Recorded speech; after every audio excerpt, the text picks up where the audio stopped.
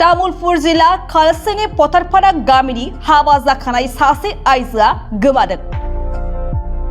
थांनाय 8 आगस्ट खालार बृहस्पतिबारनिफ्रायनो गोमाना दं सासे हाबा जाखानाय बर' आइजोआ।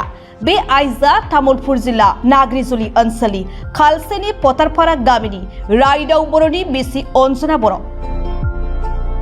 फिसाया थांनाय 3 दाननिफ्राय भुटान हादराव खामानि मावनो थाहैनाय समावनो बिमा बिफानि न'आव आलासि जानो होनना थांनाय 8 आगस्ट बृहस्पतिबार खालि न'निफ्राय ओंखारलांदोंमोन अन्जना बर'आ।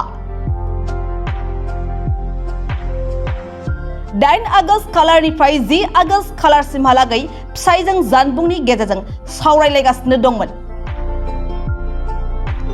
नाथाय 10 खालारनि मोनानि 6 रिंगायाव अन्जना बर'आ फिसाय रायदाव बर'निसिम जोबथा फन हरना बुंहरदोंमोन, आंखौ नों आरो नागिरनांलिया, आं गुबुनजों खारफाबोबाय।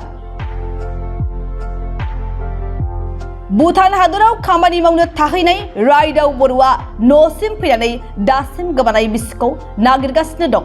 बिहाव बिखुनजो जाथि खुरमा आलासिफोरनाव सोंहरब्लाबो जेरावबो नागिरना मोनाखै।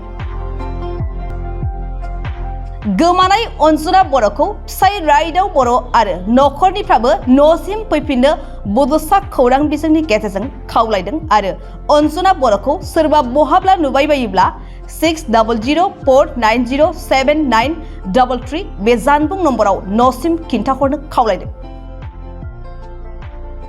जेरावखि थाया माने आंनि न'आव फैफिन, नों आंनि मा गोरोन्थि मोनदो, आंखौ बिदि गारना थांनायनि फोरमायलांनो हायोमोन आंनोबो फंसेसो गोरोन्थि जादोंब्ला।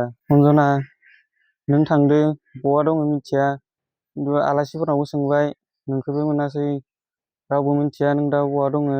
मोनसे खावलायनाय, गोमाना थानाय हिन्जावखौ रायजो राजाफ्रा लामा दथायाव बहाफोर नुदोंब्ला निउसाव होनाय जिहेथु जानबुं नाम्बार बेहाय खोन्थाहरनो थाखाय गुरै खावलायनाय जाबाय।